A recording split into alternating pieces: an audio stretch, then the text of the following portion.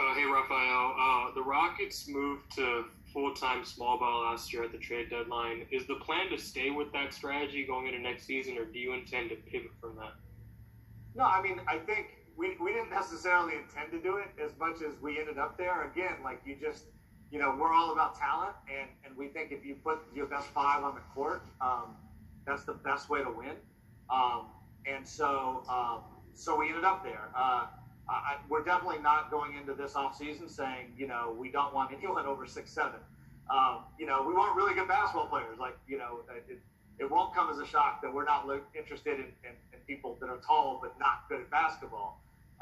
But we're definitely not wed to anything. And one of the things that Steve and I have talked about a lot is the ability to throw different things at different teams. And so I would anticipate that we'll probably, have a little bit, we'll provide Steve with a little bit more optionality in terms of being able to go big or go small. Ali Khanbajani of The Athletic. Congratulations, Coach. Welcome to Houston. You mentioned earlier that having Russell Westbrook and James Harden, you wanted them to play to their strengths and beat them. From what you've seen going against them last season and in your preparation for this job, what are their strengths, particularly when they're playing on the court together? Well, when they're on the floor together, and it's really part of a grander, more grand scheme and system, but for me, both players are very good when the defense isn't set. So figuring out ways for them to get the ball early in possessions to where they're not having teams load up on them or having a set defense. So, as the ball is coming up the floor, a little pass ahead, now they're attacking gaps that are against the defense that isn't set. That's one way that they can both use their strengths and help everybody else get better, because that's the way you get to your drive and kick game, your drive, kick, re-space game, all of that. The other way is to skip the ball. So as the ball is coming up one side, you skip it, now you're playing against closeouts. And they're both really good against closeouts where they can attack gaps, and they both pass the ball well and have spot-up shooters on the floor. So those are two ways that they can both play to their strengths in transition as the ball is being brought up the floor. In the half court, allowing them to have the space to do their thing, whether it's isolate, whether it's cut, whether it's post up, making sure that the spacing is such that teams aren't able to kind of lock in on what they're doing. I mentioned earlier, as far as having little triggers and little actions so defenses can't get set, I think it's good for both of those guys, because teams do have a tendency of loading up on them or even double teaming them as the ball comes over half court. So making sure I'm putting them in positions where they don't have to they'll have to deal with some, but not quite as many double teams and strategic things to take them out of the game. Thank you. Ben DeBose of USA Today Rockets Wire. Hey, Stephen. You talked about John Lucas already, but when it comes to filling out your staff of assistants beyond that, is there anything in particular that you all are looking at? I suppose this question can go to Rafael as well, but in regards to experience, offense versus defense, what are sort of the criteria that you're looking for when it comes to filling out your staff? Yeah, I'll take it first. And Rafael and I have been talking about this every day since I got hired, and we're being very collaborative. And that was one of the things in my interview that I expressed, that I wanted to be really collaborative on most everything, but especially the staff part. And getting Luke is a home run for me.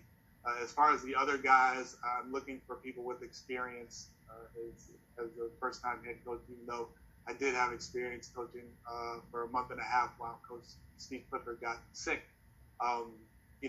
Forming my own staff and doing it that way is new for me. So having experienced former head coaches on my staff, Luke is already a former head coach, possibly having one or two more former head coaches, having diversity of thought is very important to me, because as you're in your coaches meetings, you don't want everybody nodding their head as you're going through things. You want to talk, you want to figure things out so we can come out of the room with the best plan for the players, and that's what's most important. So we'll have, a few younger guys, possibly former head coach for sure, and kind of build it out from there. But the experience part is very important to me because I know as an experienced assistant coach how important it is.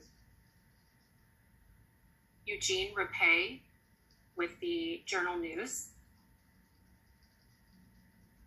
Hey, Stephen, congrats. Thank you. How do you reflect on your basketball journey from being a player at John Jay High School and Brown to being an assistant for 2 decades and now your first head coaching gig? Wow, you did your research, huh?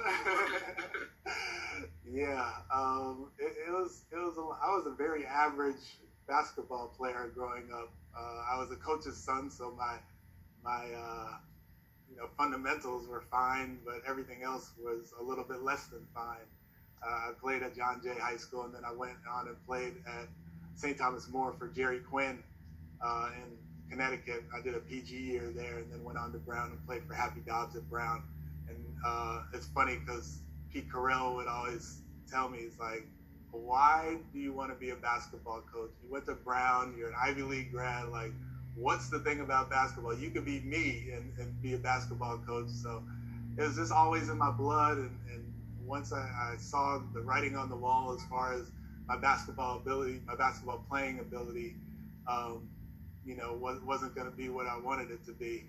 Moving on and kind of looking at my dad and what he did as far as being a player and then a coach and being able to lead people and the respect that people have for him, it's amazing. Just there is not a day that goes by where somebody doesn't ask me about my dad or have a great story about my dad, and it's just that's how I want to be. That's the person I want to be. I want to be the person who can lead a group to maximize their talent, but also be the person that people are like, wow, he's a really good guy and he knows what he's doing. So the basketball playing part has come and gone, and now it's on to the coaching part, and a long road as far as the years that I've done it, but I've needed all of those steps to get to where I am today.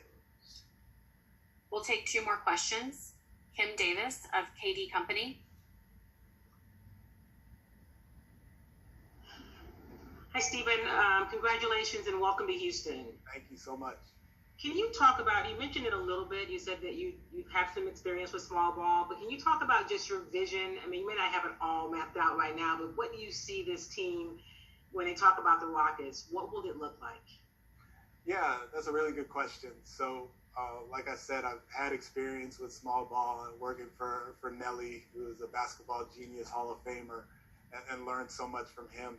And looking at the roster, there are a lot of things that we did in Golden State back then that we could do with this group.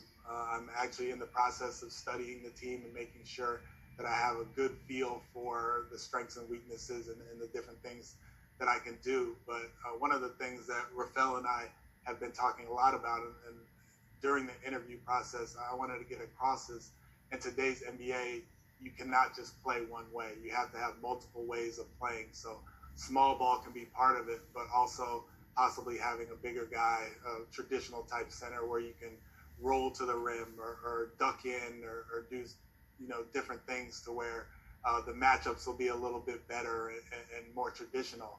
So on the offensive end, just being a little bit more, a little bit less predictable, I would say, is what I'm looking to do. And then on the defensive end, the same thing, be a little bit less predictable as far as so much switching and getting into maybe play a little bit of zone or be able to make sure as an offensive coordinator over the past 2 years, playing against teams that have different ways of defending is really tough, and it takes a lot of time to prepare for. So I want to be that team. I want to be the team that you have to spend a day preparing to play the Houston Rockets before the game, so you make sure that you have everything covered.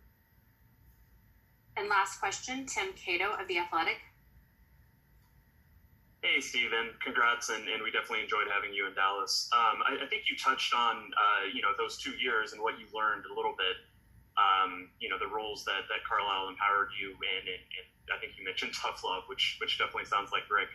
I was wondering if you could just elaborate a little bit about, you were going through head coaching interviews before you came here. You probably felt like you're ready to be a head coach then.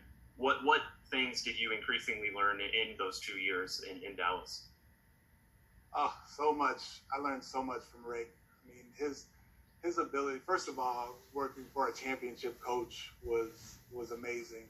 And that's all he thought about was championship. And to have that as someone that you work for and a mind shift change was amazing. He's so adaptable. You think how long he's been coaching and how long he's been in Dallas. He's had to change. You know, Dirk came and went, and the championship team came and went, and now Luka's there, and the amount that you practice changes, and having music during practice changes, and he's so adaptable and makes those decisions look so easy.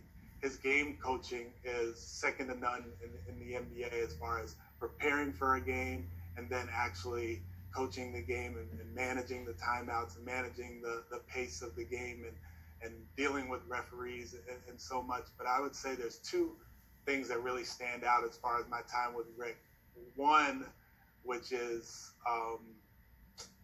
which doesn't really even have to do much with basketball, is his commitment to the social injustice and the racial injustice that's going on in our world today, in our country today.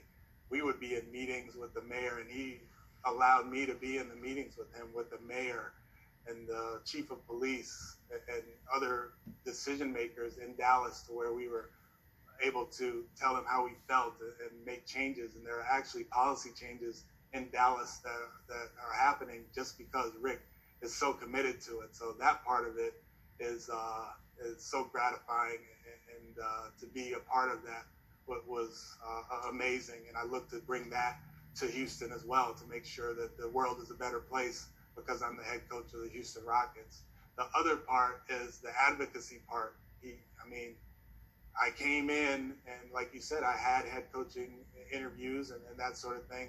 But with this summer, this off season, it's not even summer anymore, but with the interviews that I've had and the experiences that I've had, he's been right behind me. He's been calling, he's been sending emails and letters, and really, really been a huge advocate for my advancement as a head coach, because he believes in me.